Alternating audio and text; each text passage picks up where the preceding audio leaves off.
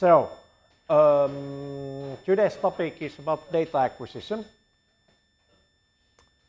So, you will be building a simple data sampler today. And basically what it's made of, let's open this one here. Come on. I can get that one or two here, different screen. There we go.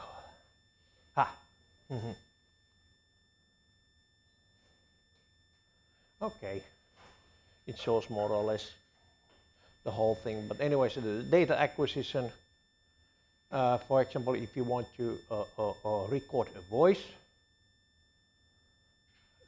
So what a voice recorder is made of is there's some sort of the amplifier, then there's sample and hold, or some analog filtering, and then sample and hold, and then A to D conversion. So that's the basic signal route. So basically we start with the small analog signal, say tens of millivolts, maybe hundreds of millivolts. So in principle, these dynamic microphones are designed so that in normal usage, the signal is between plus and minus 200 millivolts. That's the design thing, but that's small compared to A to D converter, the conversion range. So that range is usually volts. So you need to have some amplification for the signal before you get it to the A to D converter. But also you need some cleaning up. So there's usually some spurious noise on your signal, and basically you need to clean it before getting further. Then usually the sample and hold is part of A to D conversion. But in some A to D converters, you still need to have a separate one. Usually the successive approximation registry type of A to D converters are really sensitive for the changes during the conversion. So that's why there is a sample and hold. But on the other hand, for example, sigma delta A to D converter basically integrates this time, so it means that it's not that sensitive for the changes. But anyways, the principle is that you stop the sample at a certain sampling rate, and then you convert the signal to digital. And digital means that you have also quantized the values. So on the beginning you have analog signal in continuous time and continuous value. At middle, the sampled signal means actually discrete time. So digital signal processing actually starts here. It considers the discrete time signals. And at the end we have the digital signal, which is means discrete time and quantized value. Okay, and there's a cat. So a couple of things about the sampled signal. In principle, discrete time, but also continuous value. It's easier to handle actually. So a couple of important things when you do any sampling of signals, try to use a constant sampling rate. Otherwise, it will be a scrutinizing effort to try to analyze the signal. So arbitrarily sampled signals are just single samples in time, and you cannot make, for example, any spectrum analysis based on that one. You need to have continuous, constant sampling rate signal samples. So yeah, sampling rate, constant sampling rate, and then basically there's the another term, sample time, which is sampling interval, which is just 1 over the fs. Then you probably have heard of Shannon's theorem. It basically states that you must take at least 2 samples per original signal period in order to digitize the sinusoid signal. If you have too long sampling interval, then that leads to aliasing, which is shown here. The blue signal here would be the real one, and then basically if you sample it on these red dots, you are actually sampling a sinusoid, but it does not represent the real signal anymore. So in this case, you will either have to filter the high frequency signals before they enter the A to D converter, sampling before you sample them, or have higher sampling rate.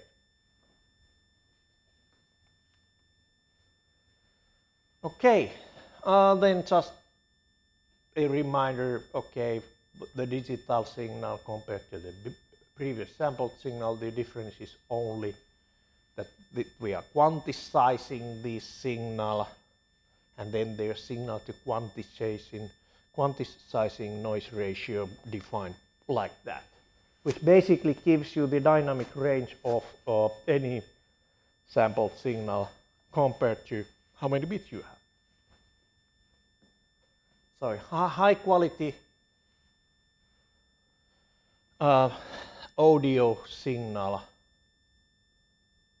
usually you are using at least 16 bits. It basically comes from here. 16 times that is enough of decibels to have a nice the audio quality signal. For example, the human ear, you can still detect to 20 kilohertz. I'm not. The hearing, well, the high frequencies deteriorate by age. That's a common fact. So, but anyways, you still can hear 20 kilohertz. To keep your hearing, you should never listen loud music. Or play in heavy metal band that I did. But anyways, okay, so in order to sample those 20 kilohertz signals, you need at least 40 kilohertz sampling rate for good audio recording, and that's actually where the CD quality postcode modulated signal has the 44.1 standard sampling rate. It's higher than that because you need also some marginal for the analog filter. Okay, meaning, just draw it quickly. Meaning that if you want to sample up to 20 kilohertz and you have analog filters, basically you need to have the anti-aliasing filter, and it has the edge.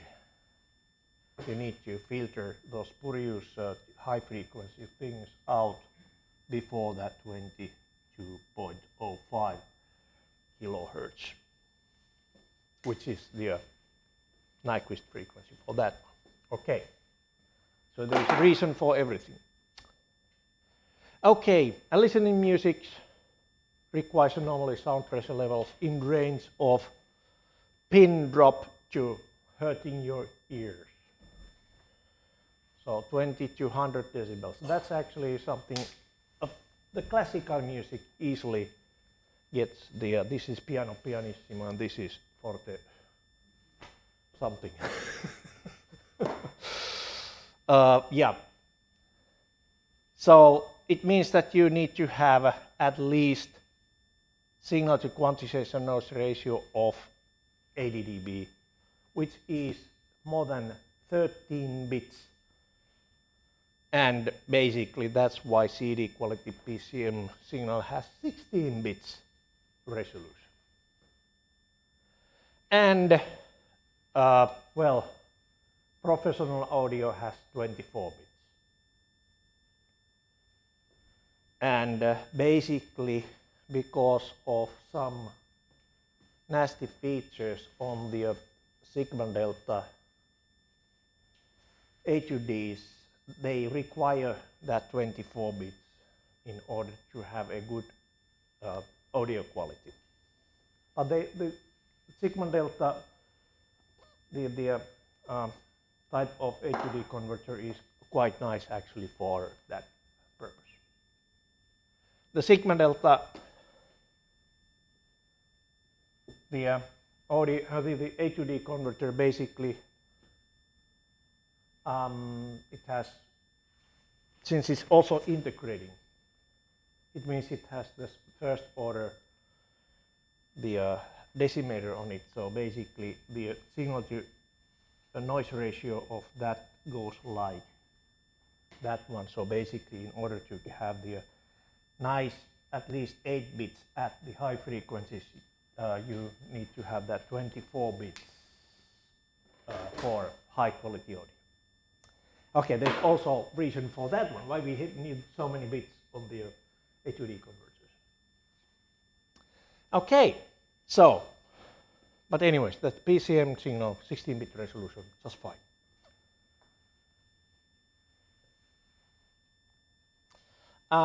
Yeah, signal to noise ratio, we don't need that one today. We are not interested about measuring signal to noise ratio. We are interested to have some signal and measure it with this nice programmable system on the chip circuit. Okay. Let's take it the exercise. So today basically we start by taking out the this servo motor. You will be needing the prototyping port, analog sensor, and potentiometer. We actually have, the potentiometer is nice since then you can play around with this, where do we need? There, here. Then you can play around with the device. So we have this nice sliding potentiometers here. So first thing is, okay, this plus and there's minus terminal here, and on the other terminal, the terminal 3 is probably, or maybe. Let's see. This is very mechanical potentiometer. I think we used hook this signal for plus and minus between 1 and 2, and then the terminal 3 is the output, or is it? No. No. Okay. You connect 1 and 3 between ground and the operating voltage, and then basically terminal 2 gives you the signal. But this is actually quite nice. You can easily test your system if your HUD converter is working. Because basically when you are working then with this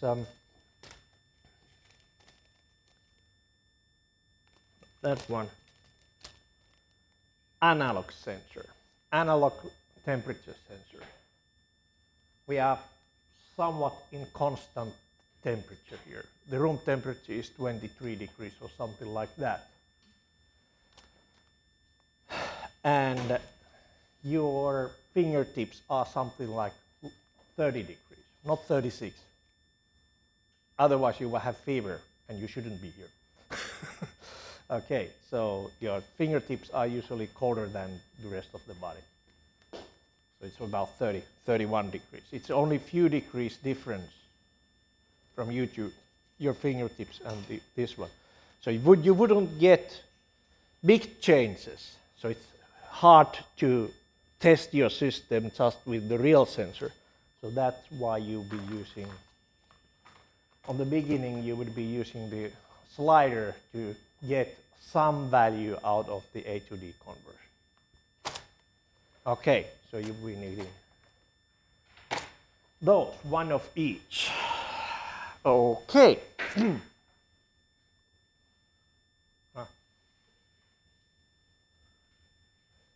What then? So you would be basically doing something like that. Wow. A to D converter. On software side, you would be doing downsampling. So you collect information from a fast running A to D converter and basically do decimation, meaning the simplest way, what I recommend for you is just to calculate the average value for certain time. Sum every single measurement that A to D converter has done, sum them up, and at certain rates you will calculate the average and start over the summing. And the average is something that you will be sending. Wow. But for beginning,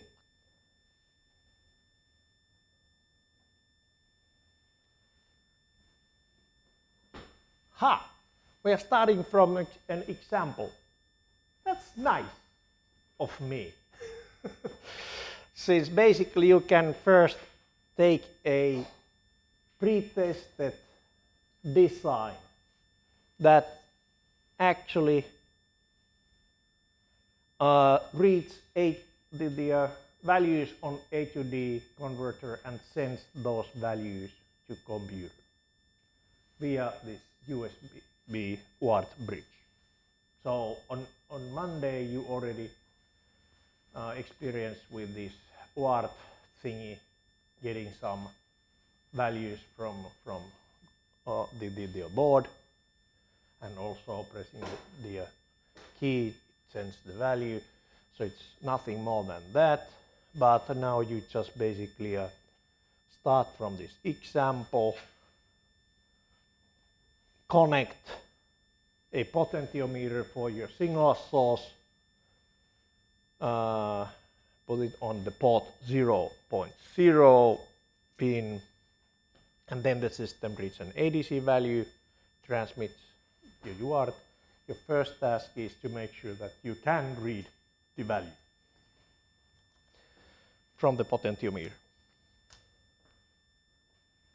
Okay, next step, modify.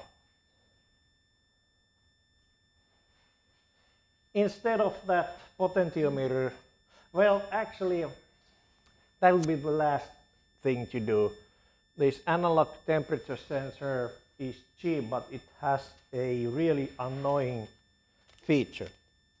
These burn extremely easily. So use them only when you are sure that your rest of that program is already working. Okay, so use the potentiometer instead. This withstands something like, I'd guess 10 watts power consumption or something like that, because it's big and bulky. The extremely dangerous for these circuits, actually this real sensor, is to reverse the polarity. And old school electronics teachers know that when you have this kind of package, the pin out is given from the bottom side, not the top side as for other integrated circuit packages. Since this is an old transistor type of package. So when you are looking at the bottom side, then you are quite sure that, okay, these are the pins. But if you are used to look these data sheets from the top side, you will reverse the polarity and you will burn these. Okay, now you have been warned. and now if you burn one, we can charge you. No, we are not going to charge you. We just make big funny jokes on you. Okay,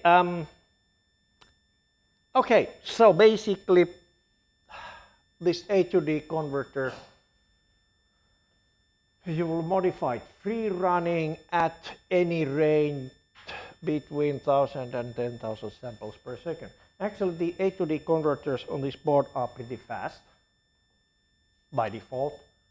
They are designed for, say, continuous sampling, and with, say, with this 1000 samples per second, that's typically how you sample, say, some biometric signal.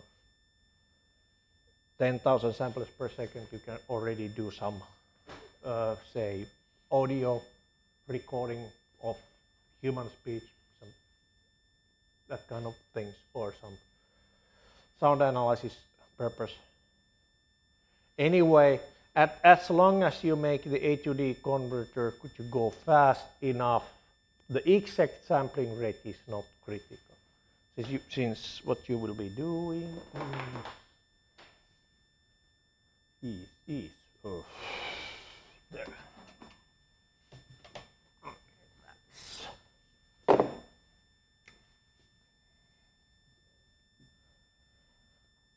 Okay, so let's see. Twice 2 samples per second, so 0.5 seconds, 1 second, and your real sampling rate is whatever. You will basically calculate the sum of values and divided the number of samples. And you do basically the same thing for the next half second and so on. Sum divided by n. But of course, both sum and the number of samples that fit into that period will be different. Sum, of course, because it depends on the value of what the A to D converter is, but also this by default is have a jitter. The sampling interval, the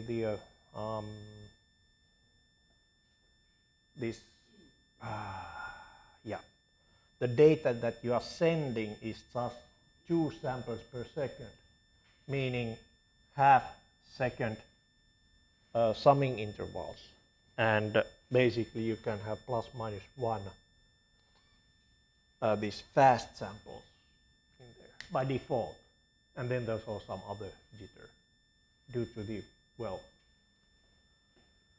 if you are running a complex system with interrupts, several interrupts, you never know which interrupt is basically slowing down the A to D conversion process or calculating this sum.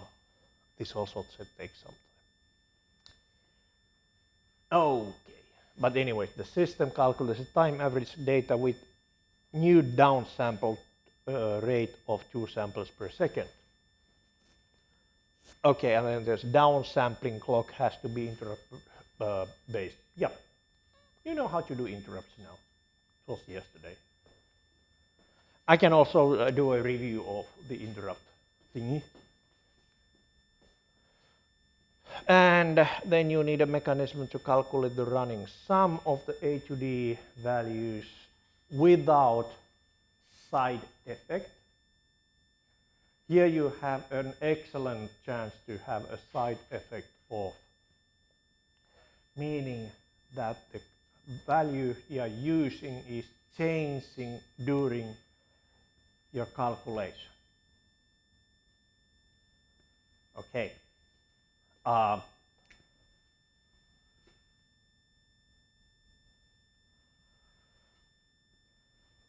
So practically, if I were you, I would actually calculate the sum and also keep track on how many samples there are on the sum on A to D converter interrupt service routine. So make the A to D converter to interrupt, give interrupt request, and then on the interrupt service routine you go and read the current A to D conversion value and update that one and clear the interrupt. Right.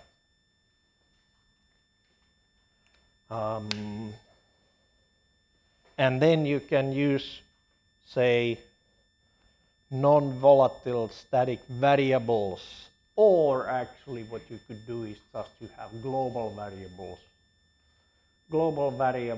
to save the values. So this has to be basically So there are so many ways that you can actually do this one. So I will let you to think of your method. It's probably better.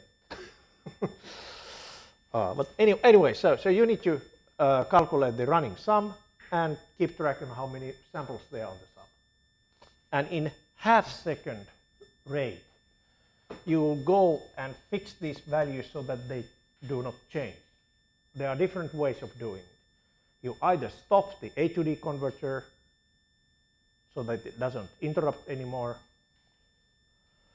or you take these values and make copies of them.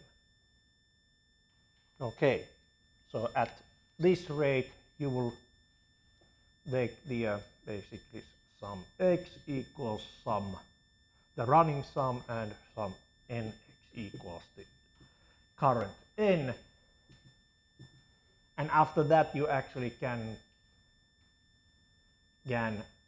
start over with the new values. You can start summing up again and calculating new values. Okay, this is one way. And after this, after you have done that one, you can calculate the average. If you try to do this sum divided by n, or sum 1. Okay. There's no guarantee that there will be interrupt in between of this operation.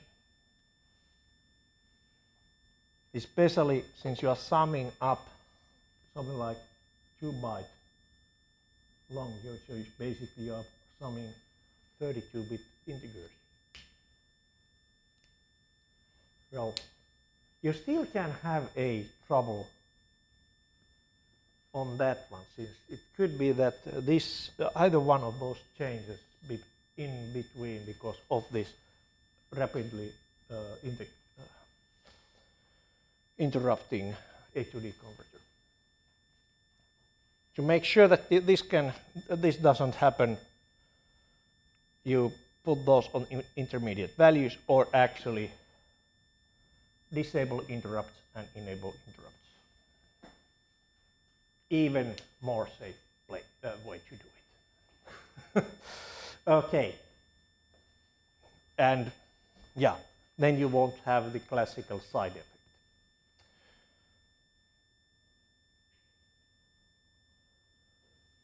Okay. Convert the average A to D value to corresponding temperature in Celsius degrees. All right, so these classical LM35 type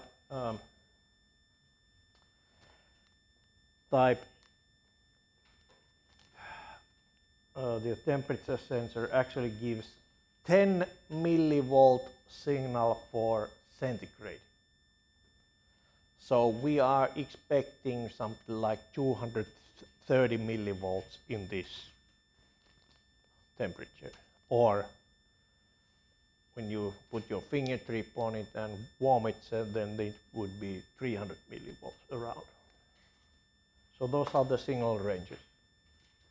But you need to do the calculation so that it basically is a temperature sensor. Haha. And then transmits at downsampled rate to A to the value and corresponding temperature in Celsius. Wow, this is, I would say this is extra. If you want to, this is easy JSON data format.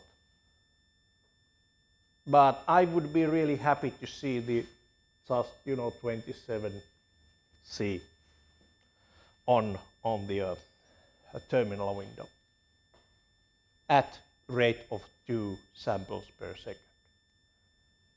JSON is extra. That would be actually, then you would have a system that you can, for example, have a software on your computer that reads the JSON data and or just stores the JSON data. That's the kind of universal way of saving some, say, simple data. Okay, so JSON is extra, but you need to get the centigrades right. Exercise report. Yep, and then you return it using this return link, following the instructions. Wow, that's a lot. Any questions on this? Okay. Let's start the PSoC creator. I will show you a couple of things there.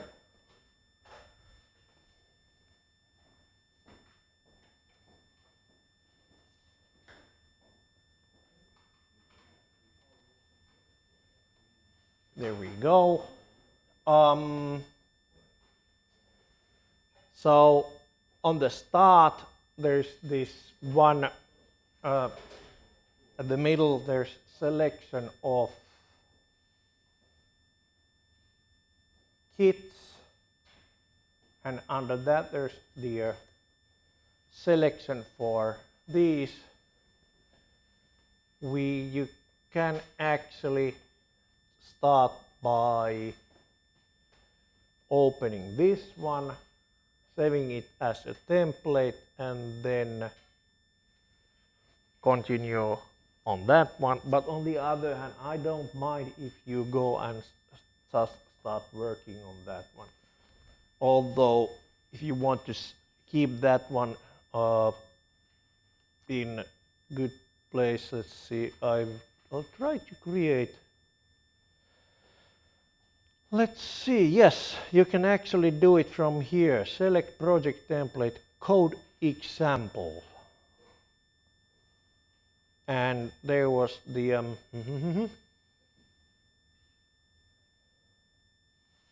which was the okay, ADC and what here. Let me check if that is exactly the same. 1952778. Yeah, it's this one.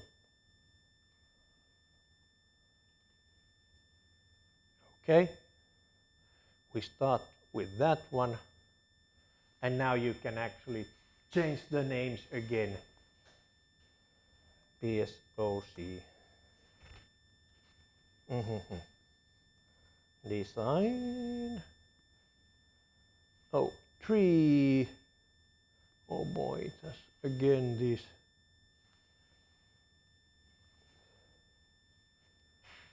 PSoC design 03 and project name PSoC design 03.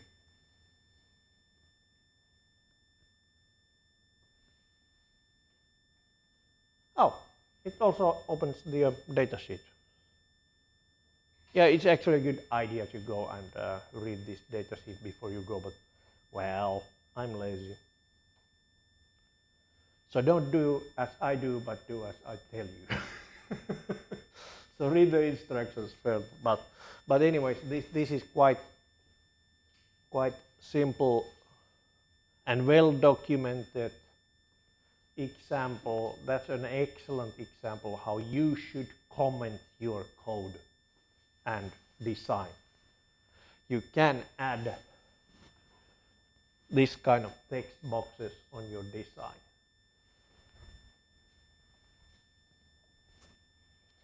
So we have on this design we have A to D converter and WART. That basically is mostly used for transmit. Okay, that's fine.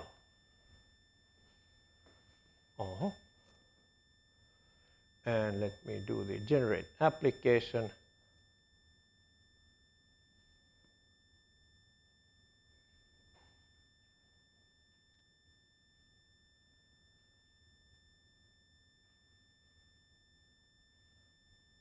Clean up. And then main. Oh, wow. Look at this one. It's mostly documentation, not too much the code. This is something to actually take a good look at and do the same.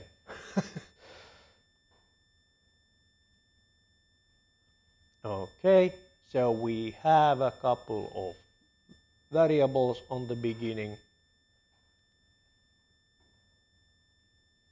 There's the transmit buffer.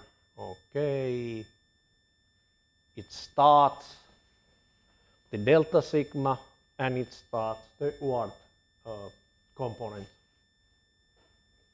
Initializes the variables.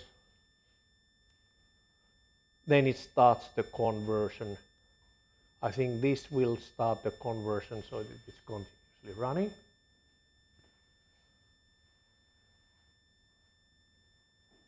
And basically it even uses the switch. Oh wow, this is fancy. So basically it reads whatever the user wants. There's a continuous sampling, then the single samples, X probably ends the continuous sampling, or E is the end. And then basically just goes and check if there is something to convert, or if there's a conversion ready. Then basically it reads the delta sigma. Oh wow, it also even counts, has the interesting. So there is a function that returns the millivolts. How many millivolts was the ADC result? You can use that one. Yeah, that probably would be a nice way to go, since you know that your signal is some hundreds of millivolts. It makes much easier to calculate the real temperature that way. And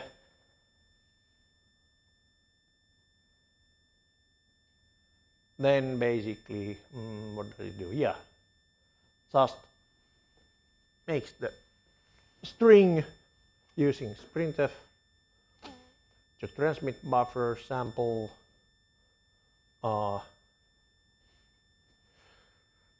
%LU, so it's long unsigned, I think, in millivolts, and this is carriage return live feed. Yeah, and then the value, and sends it to the transmit buffer. And then there's some send single byte false. Okay, yeah, whatever that is. But anyways, it's a very quite simple code example, but it has lots and lots of things going on there. So yeah, so variables, starting the components, initializing the variables, then it starts the A to D conversion. Okay, and you see the rest.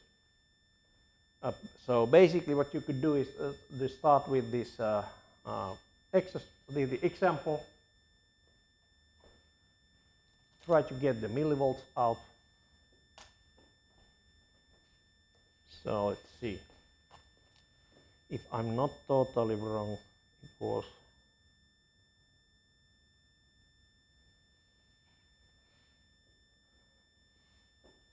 yeah, I think it works like I said. Between 1 and 3 there is a kind of charcoaly glide there, and the other one is silvery, so it must be like that. Oops. The slide.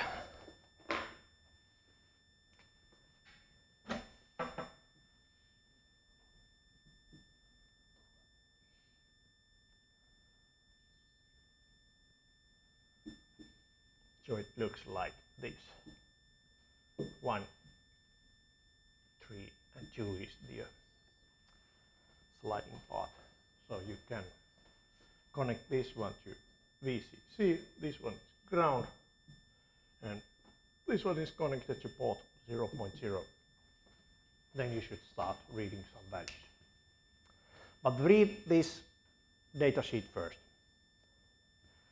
Okay, any questions?